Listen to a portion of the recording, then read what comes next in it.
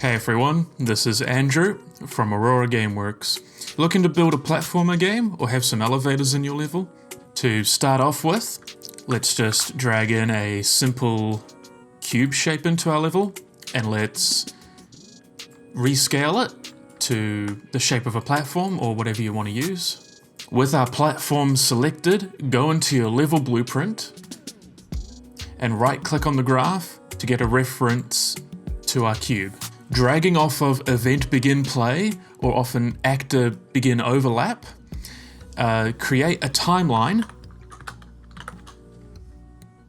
in your graph and call it whatever you want.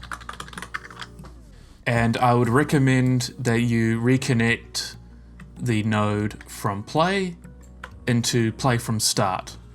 Double click on the timeline, and before we do anything, make sure that you have loop checked. Here you can set the length of the timeline that you want. And now we're going to add in our float track. Give your float track a name, whatever you want.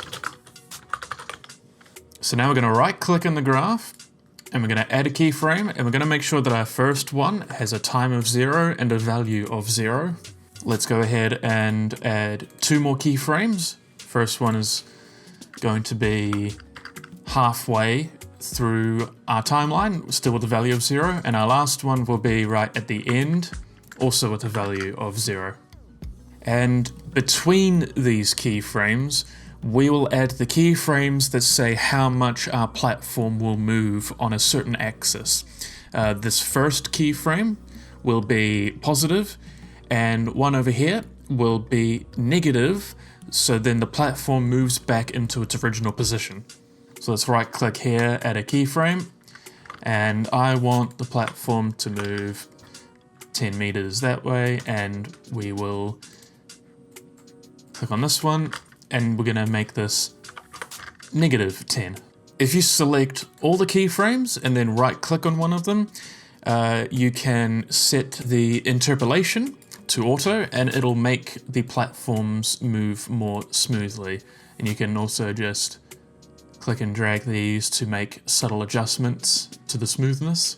Now we'll go back to our event graph, and dragging off of our cube reference, we're going to get our static mesh component, and off of that we'll type in add world offset. So we're going to connect update from our timeline to the add world offset. You can right click here on a delta location to split the struct, and now we have each of the axes available on their own. And now you can connect our movement timeline to the axis that we want to move on. Just for this example, let's connect it to the y-axis. So now with all that done, the last thing that you need to make sure that you do is you have your cube platform selected in the level. Make sure that it is set to movable, otherwise it will not move, obviously. So now with that done, let's go into the level, and now you can see we have a moving platform. We can jump on it and we will move with the platform. If we go back out and we go back to our graph and we put it onto the z-axis, compile and save. If we go back into the level, now it's got an up and down movement. So you can make elevators with this, and you can set it up to overlap triggers. So it only moves when you're in a specific area of the level, or you can attach it to some kind of input like you're pressing a button in the level. So yeah, that's pretty much the bulk of getting moving platforms into your games in Unreal Engine. Leave a comment down below on what kind of games you want to make that involve moving platforms. I would love to hear that. I've been Andrew from Aurora Gameworks. Thank you for watching.